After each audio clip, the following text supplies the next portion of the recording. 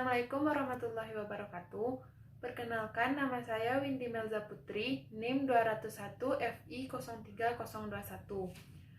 Jurusan D4 Keperawatan Anestesi, Fakultas Ilmu Kesehatan, Universitas Bakti Kencana. Baiklah, di sini saya akan melakukan pemeriksaan fisik muskuloskeletal. Sebelum melakukan pemeriksaan fisik, ada beberapa hal yang harus kita lakukan terhadap pasien, yaitu 1. Kita akan melakukan pengkajian pada pasien yang sering disebut dengan anamnesa. Pada pasien yang mengalami kelainan muskuloskeletal atau tidak, kita bisa melakukan pemeriksaan melihat riwayat penyakit dan riwayat keluarga dari pasien. Yang kedua, melakukan pengkajian pasien pada pasien khusus kelainan ortopedik. Yang ketiga, melakukan pengkajian sistem muskuloskeletal berdasarkan regional muskuloskeletal. Ada 3 keluhan utama pasien yang mengalami kelainan ortopedik, yaitu 1. Keluhan nyeri. Kita biasanya bisa menentukan dengan menggunakan skala, angka, dan huruf. Yang kedua, keluhan perubahan bentuk atau deformitas bisa terjadi karena adanya tumor atau trauma. Yang ketiga, mengkaji adanya disfungsi dari otot ataupun tulang dari pasien. Yang keempat, yaitu pengkajian fisik dapat dilakukan dengan 2 cara, yaitu inspeksi dan palpasi. Yang pertama, yaitu ada inspeksi. Kita lihat apakah pasien tersebut ketika berjalan apakah tidak pincang, apakah dia berjalan dengan baik pada bagian kepala, lalu apakah bahu kiri dan kanan simetris, bisa dilihat dari bagian depan dan juga dari bagian belakang, apakah bahunya ada yang tinggi sebelah. Yang kedua, yaitu pemeriksaan palpasi pada bagian kepala dan juga leher. Pemeriksaan setelah inspeksi yaitu palpasi pada bagian kepala dan leher pasien. Caranya yaitu dilakukan pada bahu. Posisi tangan seperti ini, 2 jari di bagian bahu, 2 jari di bagian leher, dan 1 untuk meluruskan ke bawah. 2 jari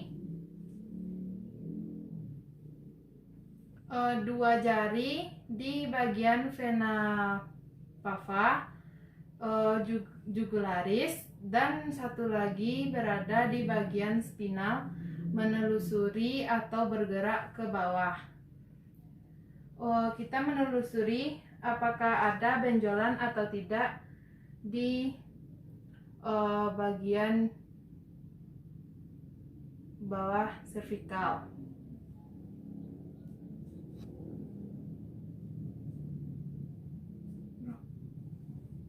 Dilanjutkan ke bagian jugularis,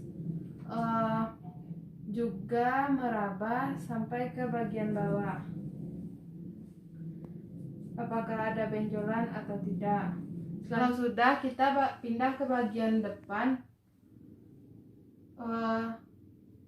diraba hingga ke bagian tiroidnya, apakah ada benjolan atau tidak. Jika sudah, selanjutnya kita berpindah ke bagian bahu untuk meraba apakah ada benjolan atau tidak, atau bunyi klik atau patahan tulang pada bahu.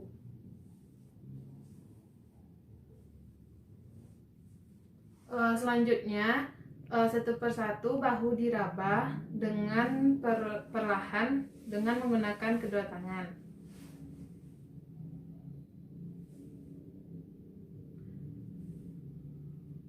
Ada terasa nyeri? Tidak.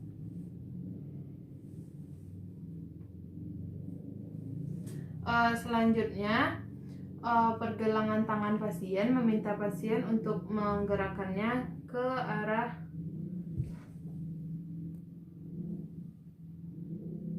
ke atas, ke bawah, ke samping. Sudah. Satu, pemeriksaan tonus otot atau kekuatan otot. Nilai atau skala nyerinya dinilai dengan 0 sampai 5. Bertujuan untuk bisa melawan gravitasi atau tekanan yang perawat berikan ke pasien. Tangannya lawan tangan saya. Baiklah, sudah. Perawat memberikan nilai tekanan atau pasien bisa melawan gravitasi dari perawat, yaitu dengan nilai 5. Selanjutnya, jika pasien bisa melawan tenaga perawat tapi tidak bisa melawan gravitasi, itu nilainya 4. Sedangkan pasien lemah, tangan langsung terjatuh, itu nilainya 3. Untuk nilai 2, pasien tidak mampu melaksanakan atau mengangkat tangan, tapi masih bisa melakukan pergerakannya. Kan untuk nilai 1, pasien tidak bisa menggerakkan tangannya, tetapi ada usaha untuk menggerakkan tangannya sendiri. Sedangkan untuk nilai 0, pasien tidak bisa berbuat apa-apa. Pemeriksaan antropi otot, yaitu dengan cara mengangkat tangan ke atas. Kita bisa cobakan dulu pada diri kita, baru ke pasien. Tapi saya akan langsung menggunakan teknik ini kepada pasien. Angkat tangan ke atas.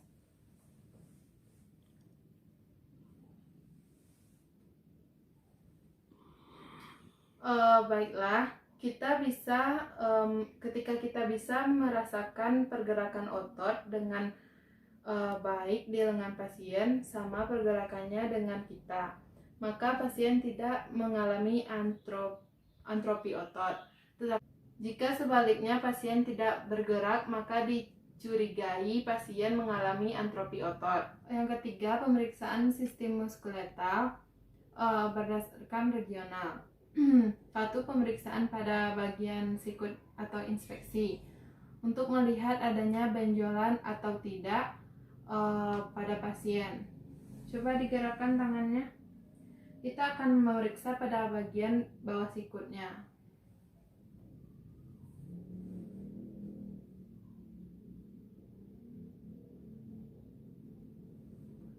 Baik.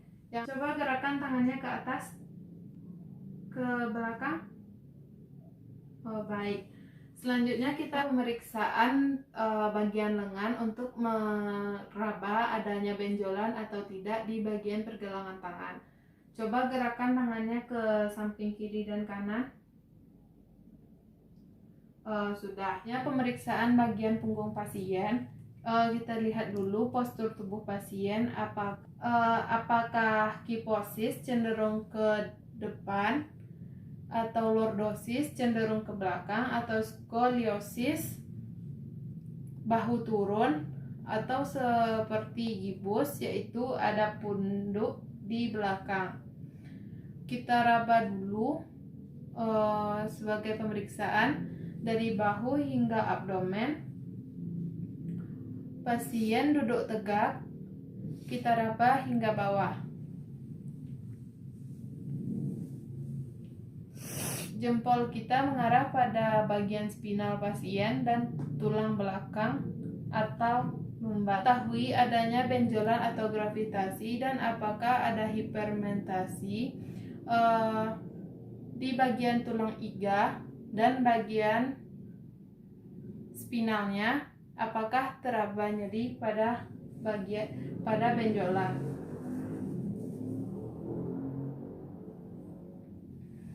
Selanjutnya, pada bagian depan juga sama.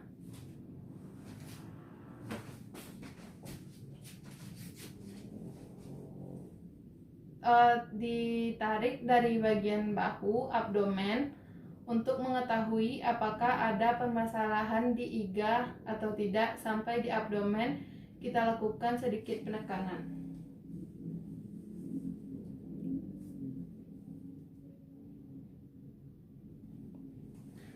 Oh, sudah. Coba tarik nafas. Hembuskan. Tujuan menahan di bagian abdomen adalah untuk menilai kekuatan otot di bagian abdomen pasien. Selanjutnya kita akan melakukan pengkajian khusus. Yang pertama yaitu uji valens. Pasien mengalami suatu sindrom atau tidak. Caranya yaitu luruskan tangan, lalu dilipat, setelah itu ditarik, dan tekuk bagian pergelangan tangan. Tahan selama 1 menit.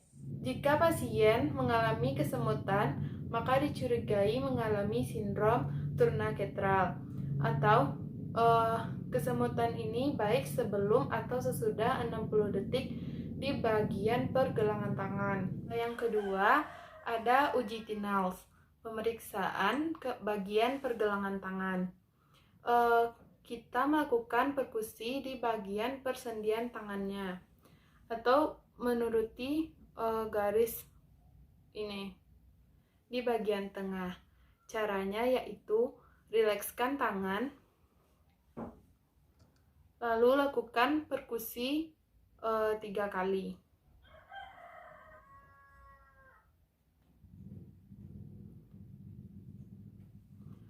Kalau sebelum atau setelah melakukan perkusi, pasien kesemutan, maka itu disebut dengan tinel positif. Jika sebaliknya, berarti pasien tinel negatif. Yang ketiga, kita akan melakukan pemeriksaan refleks patella. Pada pemeriksaan kali ini, kita akan melakukan caranya yaitu kaki tidak boleh menyentuh lantai, atau disebut dengan kaki harus menggantung. Kemudian rileks. Kalau dalam kondisi tegang, tidak dapat melakukan pemeriksaan refleks patella karena ada otot yang menegang.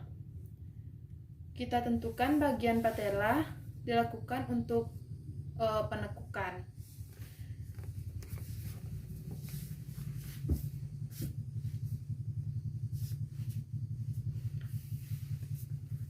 Kita mulai penekukannya untuk melihat refleks pada kaki.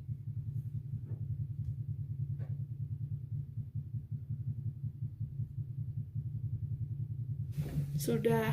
Selanjutnya pengukuran dispalpasi. Pengukuran untuk melihat apakah ada kesenjangan antara kaki kanan dan kaki kiri. Untuk mengukur panjang atau adakah kelainan bentuk pada kaki, misalnya semur lebih panjang daripada betisnya ataupun sebaliknya. Langkah awal yaitu kita dalam pengukuran membandingkan kaki kiri dan kaki kanan, mengukur jarak antara sias dengan meleosus.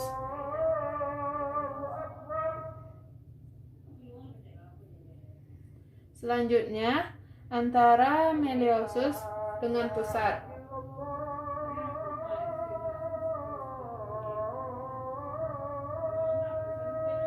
Selanjutnya kaki kiri dan kanan pengukuran meleosus dan pusat sama.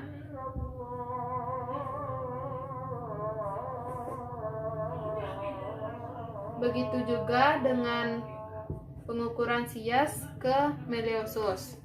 Selanjutnya kita akan melakukan pemeriksaan tanda benjolan dan balon. Tanda benjolan pada lutut, kita lihat pergerakan dari patella, lalu difiksasi, mengecek ada benjolan, kita raba apakah ada cairan atau tidak pada lutut.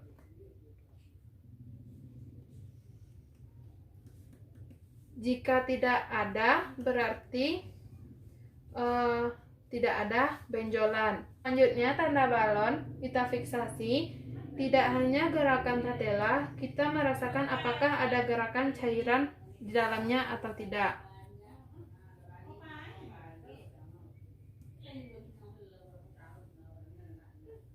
Untuk melihat apakah ada penumpukan cairan di bagian patella pasien, seperti pasien mengalami kelebihan volume atau cairan, pasien yang mengalami kelainan bentuk dalam peredaran darah.